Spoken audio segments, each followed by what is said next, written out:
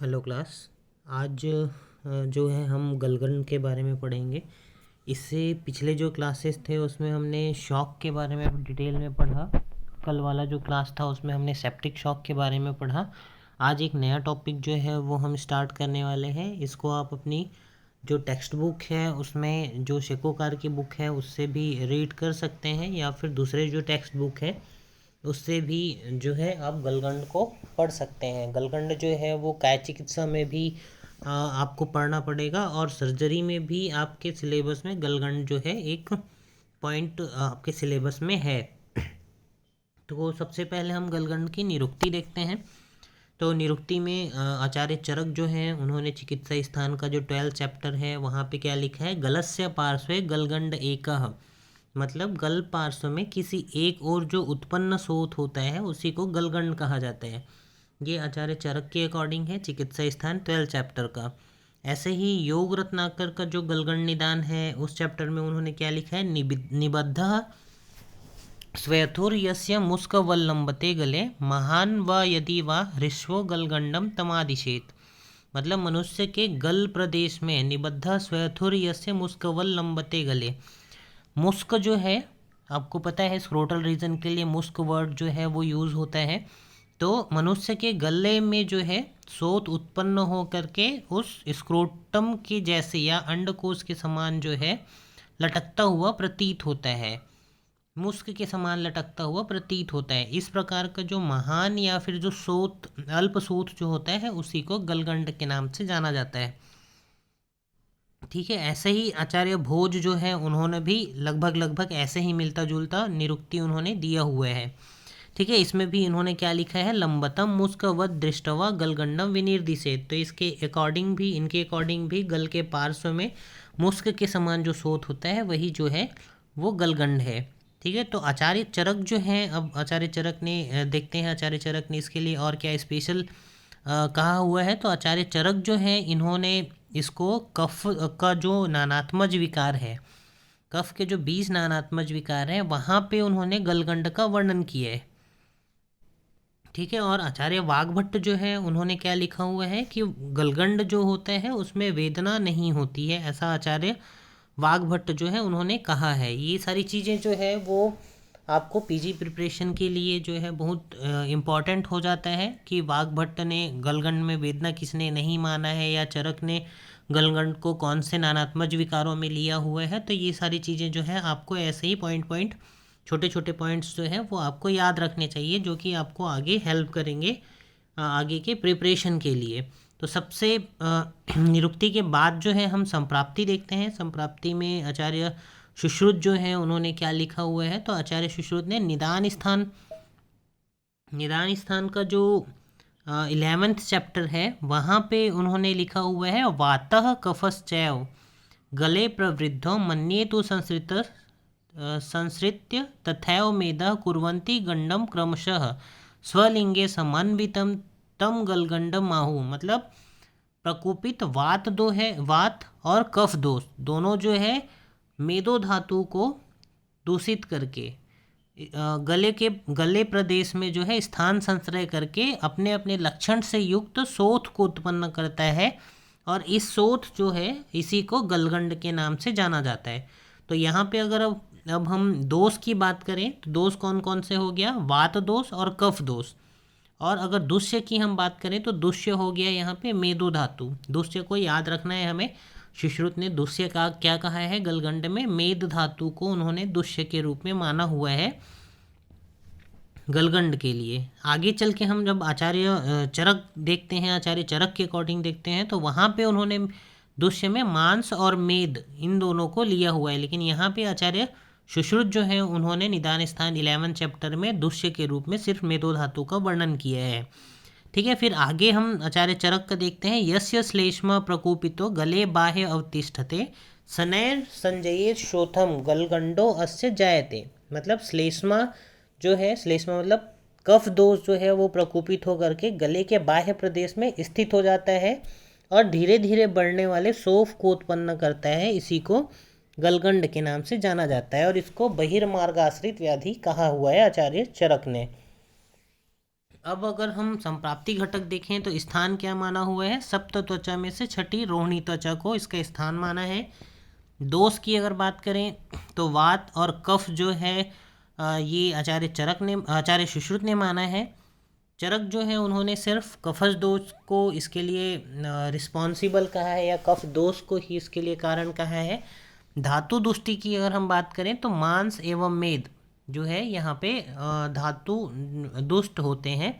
धातु दुष्टि में मांस एवं मेद को लिया हुआ है। अब प्रकार की हम बात करते हैं तो गलगंड कितने प्रकार का होता है, यहाँ पे भी एक पॉइंट जो है वो बहुत ही इंपॉर्टेंट होता है, याद रखने वाली बात है कि वातज, कफज और मेदोज ये 3 टाइप के ही गलगंड आपको देखने को मिलता है। ठीक है, यहाँ पे पित्तज गलगंड जो है वो नहीं है। तो कौन सा गलगंड नहीं होता है, ये एक टाइप का क्वेश्चन होता है। तो यहाँ पे आपको ध्यान रखना है कि ये वातज है, कफज है, मेदोज है, लेकिन पित्तज गलगंड जो है उसका वर्णन नहीं है। पित्तज गलगंड का वर्णन क्यों नहीं होता है, क्योंकि जो गलगंड है उसको कफ दोष से उत्पन्न माना गया है, और व्याधि के स्वभाव के कारण जो है पित्तज गलगंड जो है उत्पन्न नहीं होता है, ऐसा आचार्य मानते हैं। ठीक है, आगे अगर हम लक्षणों की बात करें तो अब दोषा अनुसार अगर गलगंड की बात करें तो ऑब्वियसली अगर दोष है तो दोष के अकॉर्डिंग जो है उसमें लक्षण मिलता है। जैसे वातज गलगंड की अगर बात करें तो तोदान्वितम कृष्ण शिरा अवनद्धम कृष्णो अरुणो व पवनात्मकस्तु मेदो अन्वितो उपचितश्च कालाद भवेत् अति स्निग्धतरो अरुजश्च पारुष्यम युक्त चिरवृद्ध पाको यदृक्षया पाकमितात् कदाचित वैरस्यमास्यम च तस्य जंतोर्भवे तथा तालुगल प्रशूषः, ऐसे सुश्रुत निदान स्थान 11 चैप्टर में उन्होंने लिखा है। तो सबसे पहले तोदान्वितम, तोद जो है एक टाइप का वेदना ही है, एक टाइप से प्रिकिंग पेन जो है उसी के लिए तोद वर्ड यूज होता है। तोदान्वितम कृष्ण शिरावनद्धम मतलब कृष्ण शिराओं से युक्त जो है वो प्रतीत होता है। कृष्णो अरुणो व पवनात्मकस्तु, उसका वर्ण जो है कृष्ण या अरुण वर्ण का होगा। मेदान्वितश्च उपचितश्च कालाद भवेत अति स्निग्धतरो अरुजश्च। ठीक है, गल और तालु प्रदेश में शोष होता है, कुछ समय के पश्चात मेदो धातु युक्त होकर वर्धित होने पर अति स्निग्ध अल्प वेदना युक्त कठोर चीर वृद्धि कर और अपक्व रहने वाला जो शोफ है इसी को वातज जो है गलगंड के नाम से जाना जाता है। तो ये सारे लक्षण जो है वो वातज गलगंड के कहे हैं। फिर है कफज गलगंड। तो कफज गलगंड के लिए आचार्य सुश्रुत ने क्या लिखा हुआ है, स्थिरः सवर्णो अल्प गुरु उग्र प्रकंडु शीतो महांश्चापि कफात्मकस्तु चिराभिवृद्धि कुरुते चिराच्च प्रपच्यते मंदरुज कदाचित माधुर्यमास्यस्य तस्य जंतोर्भवे तथा तालुगल प्रलेपः। ठीक है, स्थिर सवर्णो, स्थिर होगा मतलब चलायमान नहीं होगा। फिर लिखा है सवर्णो, सवर्णों का मतलब त्वचा के समान ही उसका वर्ण होगा। अल्प गुरु प्रकंडु मतलब कंडु युक्त होगा। और शीतो महांश्चापी कफात्मकस्तु, महांश्चापी मतलब साइज इसका बहुत बड़ा होगा, शीत होगा। चिराभिवृद्धि मतलब धीरे धीरे इसकी वृद्धि होगी। कुरुते चिराच प्रपच्यते मंद रुजम कदाचित, रुजा जो है मंद मंद होगी। माधुर्यम आस्यस्य मुख माधुर्यता होगा। साथ में ही तालुगल प्रलिप्तता जंतुर्भवे तथा तालुगल प्रलेपः, ये सारे जो लक्षण होते हैं ये लक्षण जो है कफज गलगंड के आचार्य सुश्रुत ने लिखा हुआ है। फिर अगर हम मेदज गलगंड की बात करें तो मेदज गलगंड में क्या क्या लक्षण मिलते हैं, स्निग्धो मृदु पांडुर अनिष्ट गंधो मेदकृतो निरुग अतिकंडु प्रलंबते अलाबुवद अल्पमूलो देहानुरूप क्षय वृद्धि युक्तः स्निग्धास्यता तस्य भवेच्च जंतुर्गले अनुशुद्धम कुरुते च नित्यतम। ठीक है, तो स्निग्धो मृदु, स्निग्धता ज़्यादा होगी, मृदु होगा। पांडु वर्ण का होगा। अनिष्ट गंधो, गंध से युक्त होगा, अनिष्ट गंध से युक्त होगा। निरुग मतलब वेदना जो है इसमें नहीं होता है। अति कंडु जो है इसमें मिलता है। फिर है प्रलंबते अलाबु वद अल्प मूलो। ठीक है, अलाबू के समान जो है लटकते हुए प्रतीत होता है, और इसका मूल जो होता है मतलब जिससे ये अटैच होता है ये अल्प होगा, मतलब इसका अगर डायमीटर की बात करें तो वो कम होगा, इसी को उन्होंने अल्पमूल नाम से लिखा हुआ है। देह अनुरूप क्षय वृद्धि, क्योंकि अब यहाँ पे हम मेद की बात कर रहे हैं इसीलिए यहाँ पे एक वर्ड और दे दिया है, देह अनुरूप क्षय वृद्धि युक्ता। तो देह के अकॉर्डिंग इसका क्षय होता है और वृद्धि होती है। सेम लक्षण जो है हमने मेदज ग्रंथि जब पढ़ा हुआ था तब वहाँ पे हमने क्या पढ़ा हुआ था, देह अनुरूप क्षय वृद्धि हानि, शरीर अनुरूप क्षय वृद्धि हानि, ऐसा कुछ लक्षण हमने वहाँ पे भी पढ़ा हुआ है। तो इस चीज़ को भी आपको ध्यान रखना चाहिए। फिर लिखा है स्निग्ध आस्यता, आस्यता स्निग्ध आस्यता जो है वो मिलता है मेदज गलगंड में। भवेच तच्च भवेच जंतुर्गले अनुशब्दम कुरुते च नित्यम। ठीक है, तो उस व्यक्ति के गले से नित्य ही आवाज़ की उत्पत्ति होते रहती है। ठीक है, स्वर जो है वो अल्प होते हैं। ये सारे लक्षण मेदोज गलगंड के कहे हैं। अब अगर हम साध्यता असाध्यता की बात करें तो क्या लिखा हुआ है, कृच्छ उच्च वसंतम मृदु सर्वगात्रम संवत्सरातीतम अरोचकार्तम क्षीणम च वैद्यो गलगंडिनम तम भिन्न स्वरम च विवर्जयेतु। तो क्या क्या लक्षण होने पे उसको विवर्जयेत माना गया है, श्वास उच्छ्वास में कृच्छता, मृदु सर्वगात्रता, 1 वर्ष पुराना, फिर अरोचक युक्त, क्षीण रोगी और भिन्न स्वर।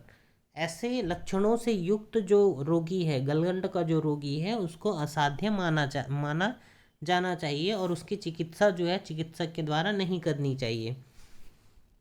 अब अगर हम चिकित्सा की बात करें तो वातज गलगंड की चिकित्सा में क्या लिखा हुआ है, वातज गलगंड में सबसे पहले एरंड आदि औषध, एरंड आदि वातहर जो औषध है उससे नाड़ी स्वेद करना है।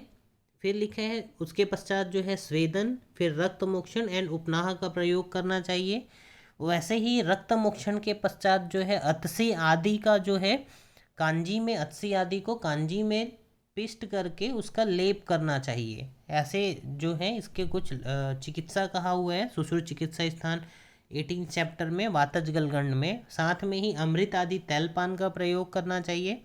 अगर हम योग रत्नाकर के अकॉर्डिंग देखें तो उसमें चिकित्सा उपक्रम क्या बोला है योग रत्नाकर में, प्रथम नाड़ी स्वेद करना है, फिर वातज्ञ औषधियों से बालुका पिंड आदि जो है स्वेदन देना है।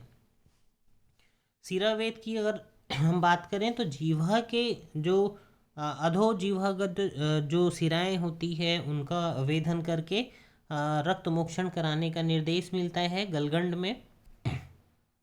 उसके पश्चात जो है व्रण में गुड़ और अदरक रस को मिलाकर के लगाने के लिए कहा गया है। अनअभिसंधी पदार्थ जो है वो खाने के लिए देना चाहिए।